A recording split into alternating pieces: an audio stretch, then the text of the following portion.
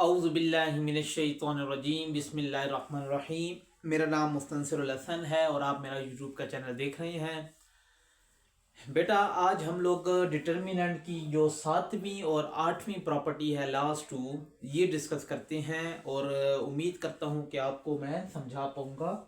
थोड़ी सी इसमें बातें हैं लेकिन आप लोगों ने भी काम करना है। कहता है, पढ़ते हैं क्वेश्चन को, 7वीं प्रॉपर्टी को। If each element of a row or column of the determinant is multiplied by constant k and then added to the corresponding element of same other row or column, then the value of the new determinant is equal to the original determinant. अल्लाह अकबर। ये क्या कहते हैं, एक बार फिर पढ़ते हैं। कहता है, if each element of a row or column of the determinant is multiplied by constant k and then added to the corresponding element of same other rows or column, then the value of the new determinant is equal to the original determinant. मिसाल के तौर पे ये 3x3 एक matrix है, A1 A2 A3, मतलब ये कोई एलिमेंट है ना, इस तरह 3x3 की मैट्रिक्स है। इसने इसको ऐसा बना दिया और फिर कहा इसका डिटरमिनेंट ले और इसका डिटरमिनेंट ले तो सेम आएगा। ये क्या किया मैं आपको बताता हूं। इसने कहा कि किसी भी कांस्टेंट के, कोई भी कांस्टेंट के, इसके साथ उस कांस्टेंट के को किसी भी कोरेस्पोंडिंग, उसके साथ वाली कोरेस्पोंडिंग साथ वाली रो या कॉलम के साथ, अगर आपको ये मेरी बात समझ ना आए तो आप फिर पूछ सकते हैं, मैं कोशिश करता हूं कि आपको समझा पाऊं। कहता है कि कोई भी कांस्टेंट के है, ये क्या कांस्टेंट के है, देखें इसकी शक्ल को देखें, बाकी कुछ भी नहीं हुआ, सिर्फ इसमें चेंज आया, क्या किया है। कहता है वो कांस्टेंट के आप मल्टीप्लाई कर दें किसी भी कॉलम या रो जो उसके कोरेस्पोंडिंग हो, उसके करीब हो, उसके साथ वाला, कोरेस्पोंडिंग उसके साथ वाला। देखें बेटा, A1 है ना, A2 है, A3 है, इसके नीचे क्या है, B1 B2 B3। हमने रो को किया है, ये रो वाला कॉलम भी आप कर सकते हैं लेकिन मैंने रो को किया हुआ है। मैंने क्या किया, वो जो कांस्टेंट की है वो B1 के साथ मल्टीप्लाई हो गया, इसके साथ ऐड कर दें। फिर वो जो कांस्टेंट है कि वो B2 के साथ मल्टीप्लाई होगा, इसके साथ ऐड कर दें। इस तरह वो कांस्टेंट B जो है A3 के साथ ऐड हो गया है और K के साथ मल्टीप्लाई होकर ऐसे लिख दिया है, ये कर दिया। अगर इसका अभी देखें कि 2 है, ये भी मिसाल 5 है, कुछ भी आप ऐसे कर लेना, इसको हल करें तो आपके साथ डिटरमिनेंट सेम आएगा। आप कुछ भी वैल्यू ले लें, इसको पहले पुटिंग करते हैं और इसके बाद इसको सॉल्व करें तो आपका डिटरमिनेंट सेम आएगा। एक बार फिर पढ़ते हैं, मजा नहीं आया।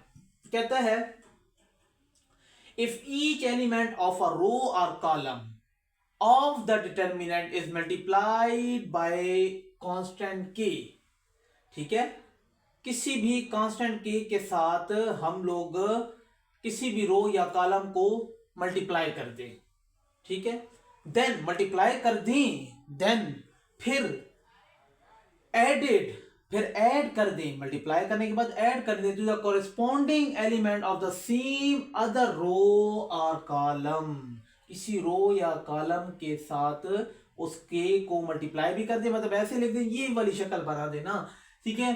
Then the value of the new determinant is equal to the original determinant. तो जो नया हमारे पास डिटरमिनेंट बनेगा उसकी हालत क्या होगी, ओरिजिनल की तरह होगी। आप लोग ऐसे भी कर सकते हैं, इसको ना करें, ऐसे कर सकते हैं, B1 है ना, B1 प्लस KC1, इस तरह, और उसको क्वेश्चन आ गया, फिर भी आपके साथ ऐसी ही हालत बनेगी। उम्मीद करता हूं कि आपको ये बात समझ आई होगी, अगर ना आई हो तो फिर कह सकते हैं। आखिरी है, if A is a matrix of order 3, क्या मतलब 3 रो है 3 कॉलम है, देन कहता है कि वो जो है ना, अगर हमारे साथ K कोई कांस्टेंट हो और A जो मैट्रिक्स है उसका डिटरमिनेंट, सबक मैं बताता हूं, ये बराबर होगा K की पावर 3 इंटू A का अलग डिटरमिनेंट, या अगर ऑर्डर 2 है तो KA इंटू आगे 2 होगी, ऑर्डर 4 है तो R की पावर 4 हो जाएगी, 1 है तो 1 ही रहेगी। कहता है ये, पर ये क्या कहता है मैं समझाने की कोशिश करता हूं। हमारे साथ A एक मैट्रिक्स है, इसके साथ के को मल्टीप्लाई कर दें, इस मैट्रिक्स के साथ के को मल्टीप्लाई कर दें, के ए जैसे के मल्टीप्लाई, तो के क्या होगा, सबके साथ मल्टीप्लाई होगा, 2 है तो 2 इधर भी ऐसे होता है ना। मैट्रिक्स में कह रहा हूं, डिटरमिनर नहीं कह रहा, मैट्रिक्स कह रहा हूं, तो मैट्रिक्स में के सबसे मल्टीप्लाई होगा, इससे भी सबसे के मल्टीप्लाई हो गया।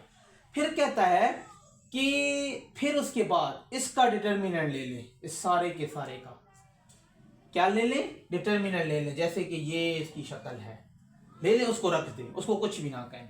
फिर कहता है कि हम अगर यहां से क्या करें, ऊपर वाली रो से, पहली रो से के को कॉमन ले लें, बाकी तो के अंदर ही है ना, के सिर्फ इधर से कॉमन लिया है। फिर अगले स्टेप में ये आप लोगों ने इकट्ठा ही करना है, लेकिन मैंने आपको समझाने के लिए ये किया हुआ है। अगले स्टेप में इस दूसरी रो से के कॉमन ले लें तो के ऐसे इधर आ जाएगा, के डॉट के, तो के और के कितना, के स्क्वायर हो जाएगा। फिर तीसरे में भी आप के को कॉमन लेंगे तो के डॉट के, तीसरा के भी आ जाएगा, तो के की पावर क्या हो जाएगा, के की पावर 3 हो जाएगी, और अंदर क्या, के तो सबसे बाहर चला गया तो ये आ जाएगा। तो इसका कहने का मतलब ये है कि इसका डिटर्मिनेंट ले ले सारे का, और फिर के कुछ भी है, 5 है, 7 है, 10 है, कुछ जो भी, उसकी पावर 3 ले लें, इन दोनों को मल्टीप्लाई करेंगे तो इसका जो रिजल्ट होगा और इसका जो रिजल्ट होगा वो दोनों क्या होंगे, सेम आएंगे। तो के ए इसका डिटर्मिनेंट बराबर होगा के की पावर 3 और एक अलग डिटर्मिनेंट, इन दोनों को आप ऐसे अलग अलग हल करेंगे तो आपके पास इनका डिटर्मिनेंट सेम आएगा। उम्मीद है कि आपको ये 7वीं और 8वीं भी समझ आई होगी। अगर इसमें कुछ समझ नहीं आया, थोड़ा सा ये लॉजिक था इसमें, इतना नहीं था, लेकिन आप अगर आपको नहीं समझ आया तो दोबारा इसको इंशाल्लाह रिपीट कर लेंगे। उम्मीद है कि आपको मेरी वीडियो अच्छी लगी होगी। अगर आपको मेरा चैनल या मेरी वीडियो अच्छी लग रही है तो मेरे चैनल को सब्सक्राइब करें, लाइक करें, दोस्तों के साथ शेयर करें। अल्लाह हाफिज़।